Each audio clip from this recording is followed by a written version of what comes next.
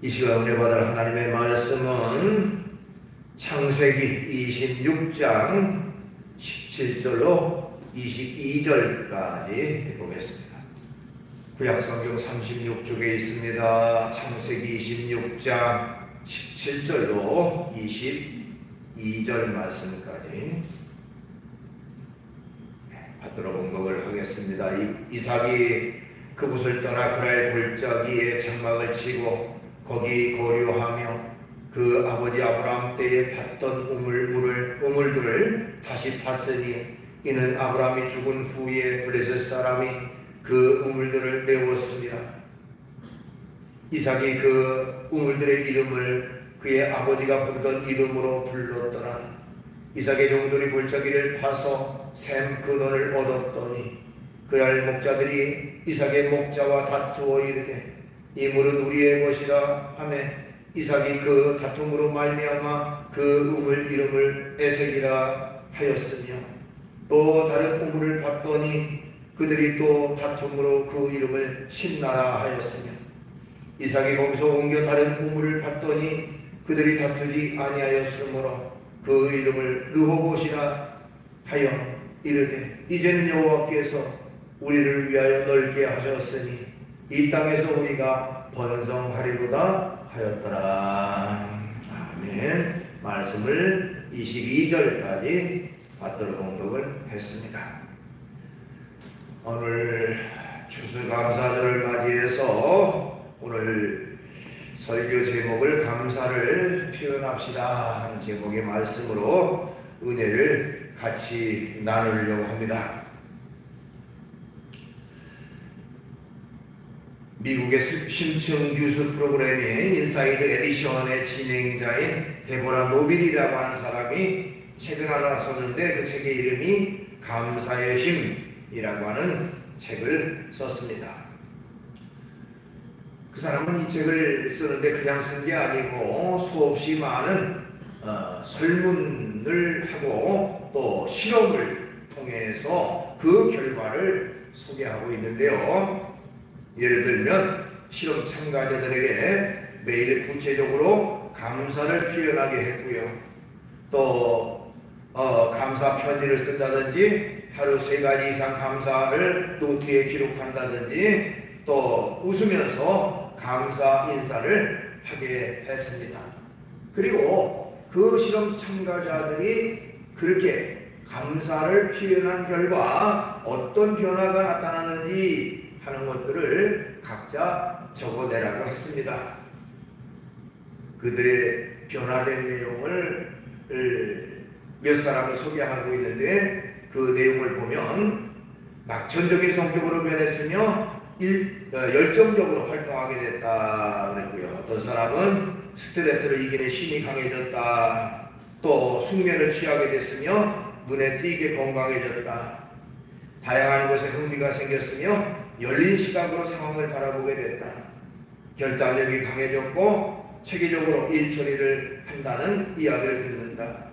다른 사람들로부터 관대하고 친절한 사람이라는 평판을 얻었다.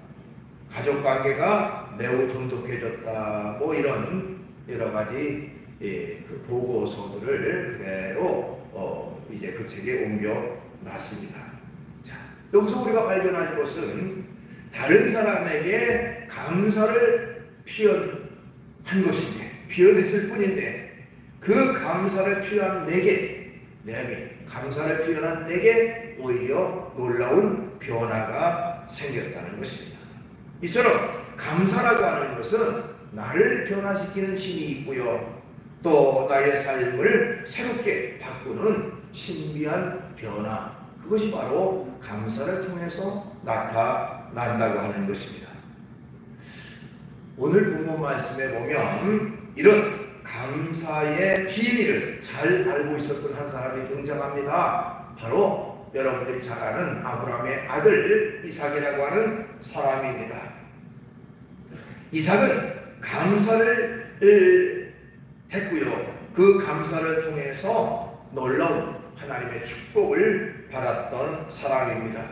이삭이 블레셋 왕 아비멜렉이라고 하는 사람과 함께 하다가 그 사람의 곁을 떠나서 그랄 골짜기에 머물게 됐습니다. 이삭의 종들이 그 골짜기에서 맨 먼저 할 일은 우물을 파는 일이었어요. 이 고대 사회에서는 우물이라고 하는 것이 생존의 필수 요소였기 때문에 그렇습니다. 그래서 고대 사회에서는 이 우물을 파기가 어렵고 또 물이 잘 안 나와서 우물물이 있다고 하면은 서로 그 우물물을 차지하려고 싸움과 다툼이 일어나기도 했습니다.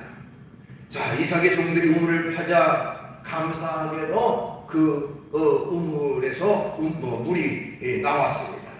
그런데 이것을 알게 된 그랄 사람들이 찾아와서 여기는 우리 땅이고 이거는 우리 우물이다 우기면서 그 우물을 내놓으라고 합니다. 어떻게 보면 이삭 입장에서는 억울한 일이었어요. 새롭게 우물을 파는데 그동안 자기들은 거들떠보지도 않았다가 우물물이 나오자 자기 것이라고 우기니까 어떻게 보면 이삭도 그 당시에 많은 종들을 거느리고 있었기 때문에 그들과 맞서서 싸우고 그 우물물을 지킬 수 있는 힘이 있었음에도 불구하고 그러나 이삭은 깨끗하게 양보하고 물렀습니다. 그때 이삭이 그 우물물의 이름을 에색이라 이렇게 불렀어요. 에색이라고 하는 말은 다툼이라고 하는 말입니다. 자, 다툼이 일어났지만 내가 깨끗하게 양보하고 물러나겠다라고 하는 말로 표현할 수도 있고요. 이 에색이라고 하는 말 속에 어떻게 보면 하나님 앞에 감사합니다. 저에게 우물물을 주셔서 감사합니다. 그렇지만 다툼이 있어서 이 물물을 제가 사용을 못하고 저 사람들에게 주겠습니다 하고 물러났다고 하는 것이죠. 자, 다른 곳에 가서 또 우물물을 파니까 참 신기하게도 이 이삭이 우물물을 파는 곳마다 물이 나왔습니다. 자, 거기서도 물이 나왔습니다. 그런데 또 이제 아까 조금 전에 그와 같이 그랄 사람들이 또 찾아와서 이 우물물마저 자기네 것이라고 우깁니다. 인간적인 생각으로는 도저히 참을 수 없는 상황이죠. 아니, 지난번에도 당신들 것이라고 뺏어가더니 이번에도 또 뺏어가느냐? 아까도 말씀드렸지만 그 당시 우물물이라고 하는 것은 어떻게 보면 생존의 필수품이라고 할 수 있는데 그것을 억울하게 뺏긴다고 하는 게 참 힘든 상황이었지만 그럼에도 불구하고 이삭은 이번에도 또 참고 물러섭니다. 그때 그 우물의 이름을 신나라 불렀습니다. 신나라고 하는 이름의 뜻은 대적합니다. 저 사람들이 내가 우물을 봤더니 저 사람들이 나를 대적해서 내가 도저히 이 우물물을 사용하지 못하겠다고 해서 아마도 이름을 지었던 것으로 봅니다. 그러나 신나라고 하는 말 속에도 어떻게 보면 하나님께 대한 감사를 표현할 수가 있습니다. 하나님이 감사하게도 내게 우물물을 주셨는데 하나님 저 사람들과 내가 다투기 싫고 또 대적하기 싫으니 이 우물물을 저 사람들이 그냥 주고 떠나겠습니다. 그렇게 깨끗이 물러났습니다. 이삭이 이번에는 세 번째 다른 곳으로 이주를 했습니다. 이번에는 앞에 두 골짜기보다 아주 넓고 살기 좋은 그런 터전이었어요. 그런데 거기서도 이제 우물물을 봤더니 놀랍게도 또 물이 나왔습니다. 그런데 이번에는 그랄 사람들이 찾아오지 않았습니다. 아마도 그랄 사람들이 사는 곳에서 멀리 떨어져 있기 때문이기도 하거니와 그들이 판단할 때 그곳에는 도저히 물이 나올 수 있는 환경이 아니라고 속단했을지도 모릅니다. 어쨌든 이번에는 그대로 그 우물물을 이삭이 사용할 수가 있었습니다. 그때 이삭이 그 우물물을 르호봇이라 이렇게 불렀어요. 르호봇이라고 하는 말의 뜻은 넓은 공간이다 하는 의미인데요. 하나님께서 넓은 공간에 터를 잡게 하시고 여기서 우물물을 얻게 하셨다고 표현한 것입니다.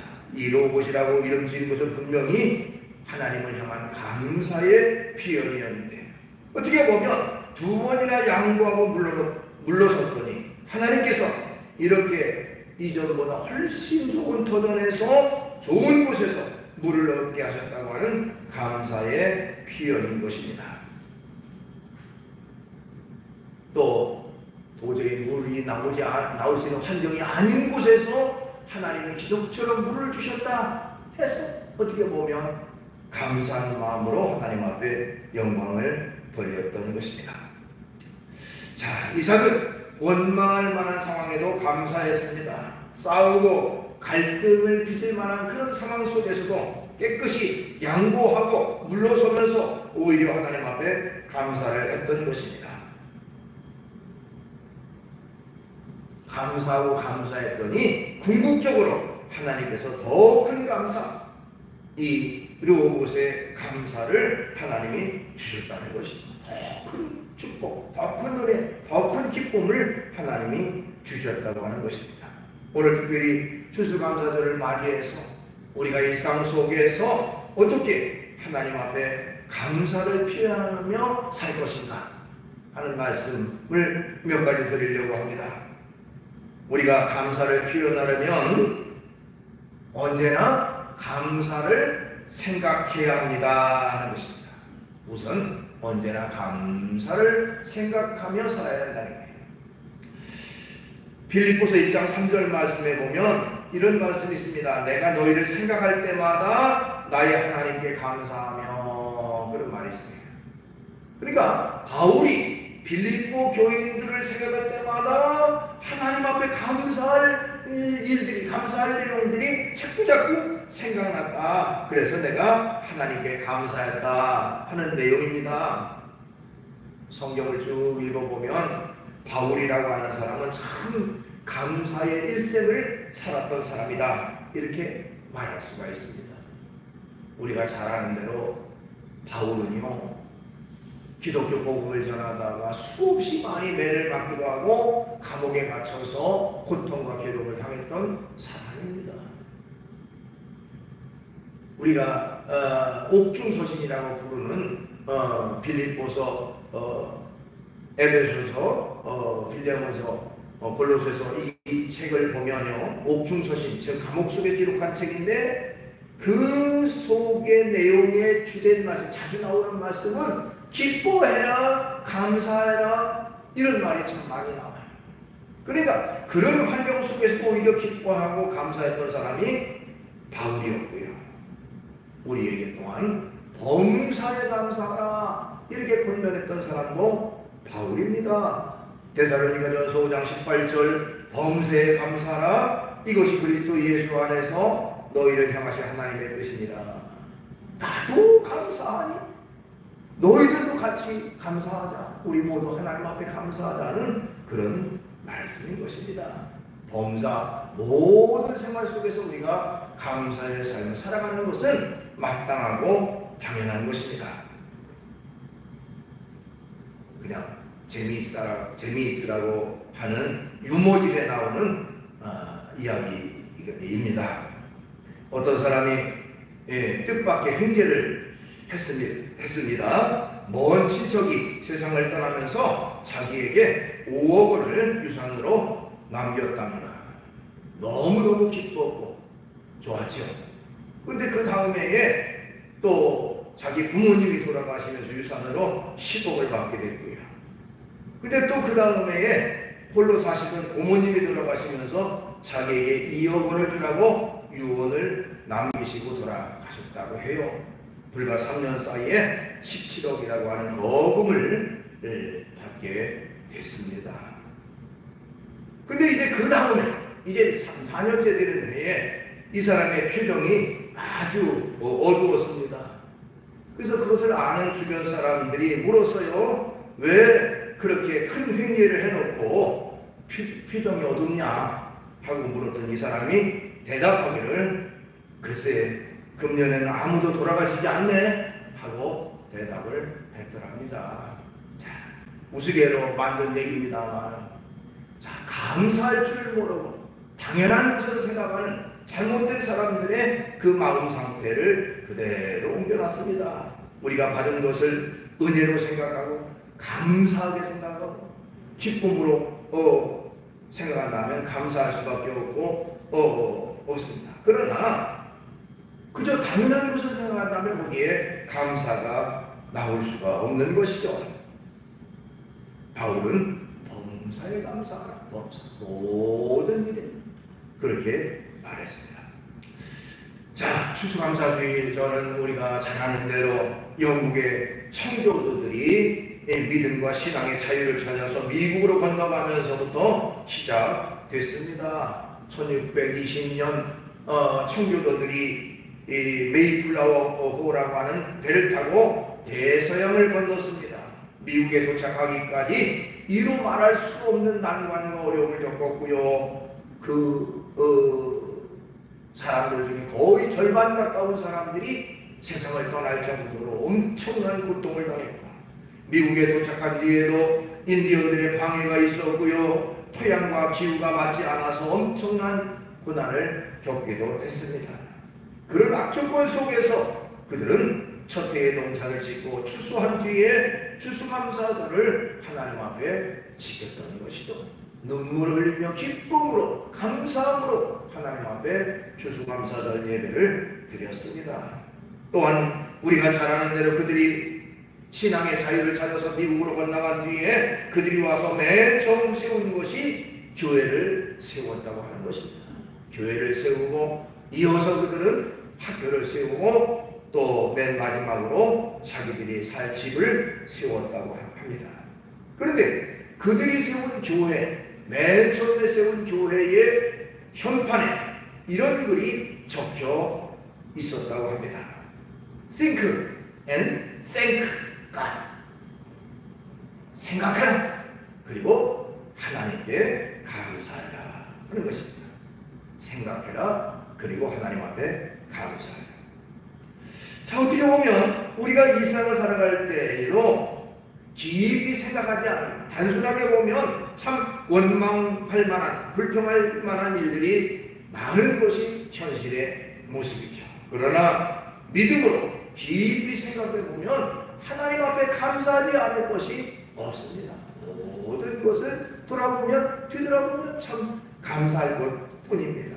그 때문에 우리도 이들처럼 깊이 생각하고 그리고 늘 하나님 앞에 감사하며 살아가는 그런 우리의 모습이 되어야 하는 것입니다.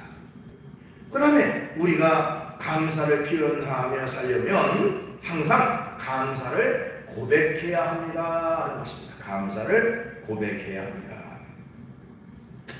누가복음 17장 16절 이하 17절까지 보니까요, 예수님의 발 아래 엎드려 감사하니 그는 사마리아 사람이라. 예수께서 대답하여 이르시되 10사람이나 깨끗함을 받지 아니하였느냐? 그 9은 어디 있느냐? 하는 말씀이 나와요.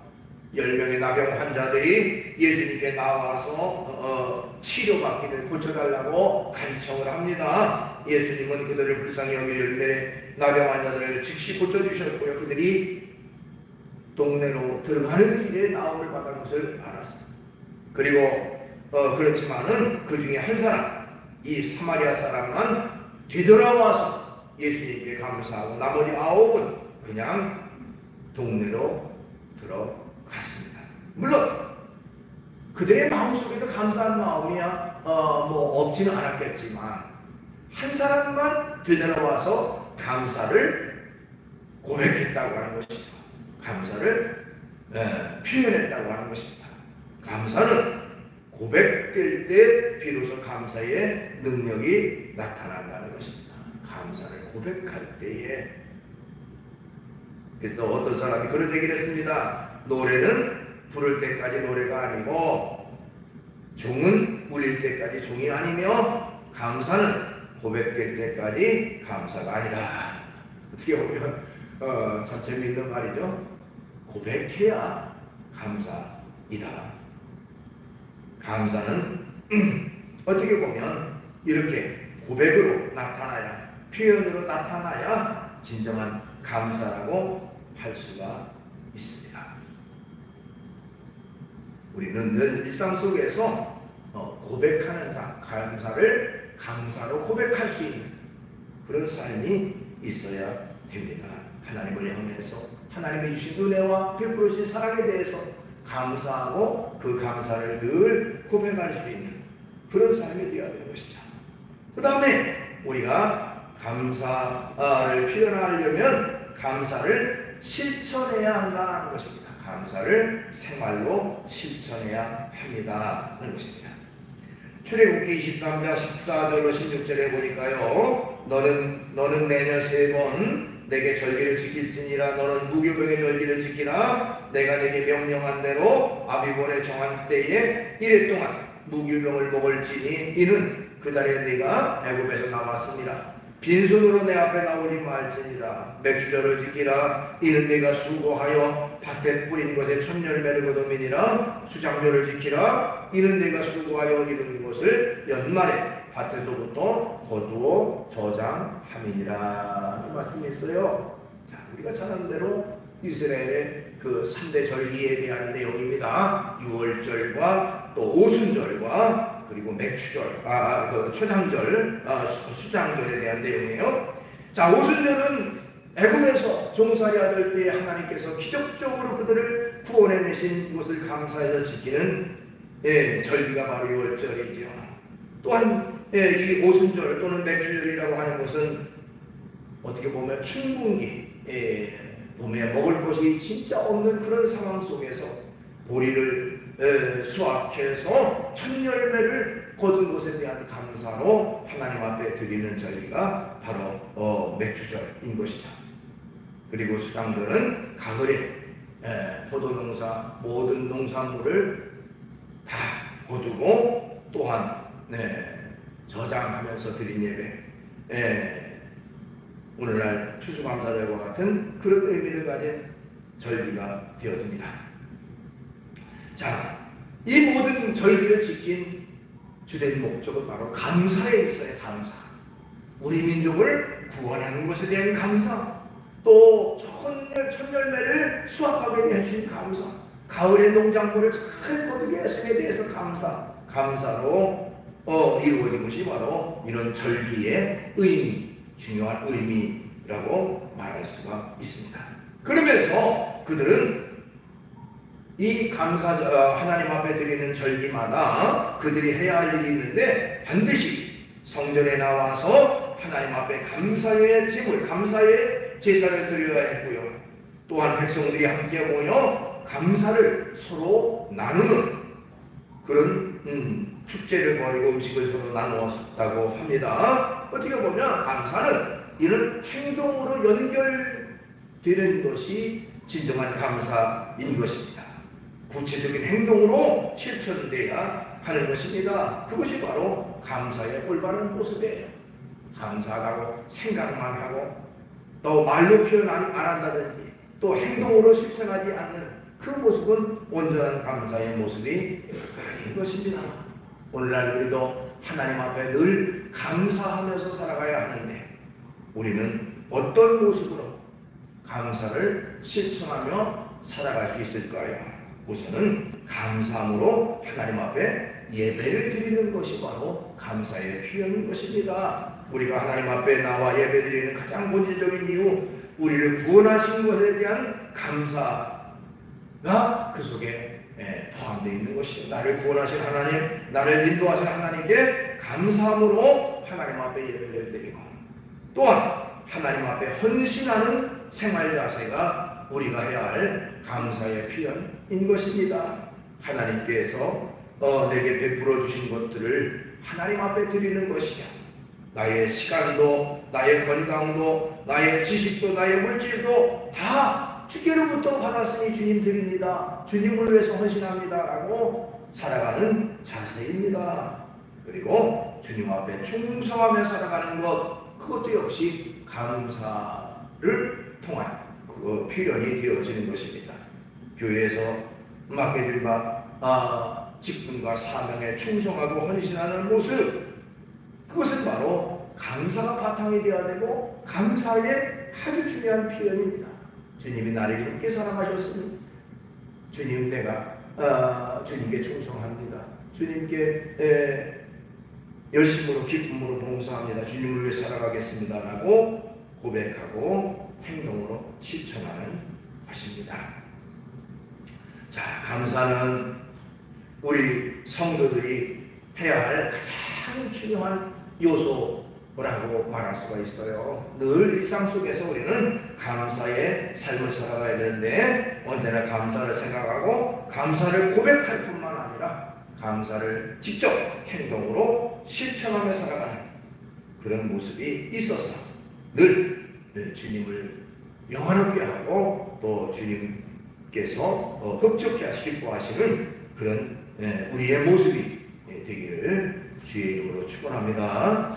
기도하겠습니다. 걸어가신 주님을 찬양합니다. 오늘 추수감사절을 맞이해서 우리가 감사해야 할 여러 가지 이유 또 감사를 표현할 때에 어떤 모습을 해야 될지를 같이 나눴습니다. 주님, 감사를 당연한 것으로 생각한다면 우리에게는 감사할 일이 없을 것입니다. 그러나 모든 것이 하나님의 은혜요, 하나님의 사랑이요, 하나님의 축복이라는 것을 생각할 때에 우리는 언제나 감사할 수밖에 없습니다. 평생 동안 감사의 일생을 살아가게 하시고 우리를 통해서 하나님의 영광만 돌리며 살아가는 우리의 모습이 되게 해주시옵소서. 예수님의 이름으로 기도하옵나이다. 아멘.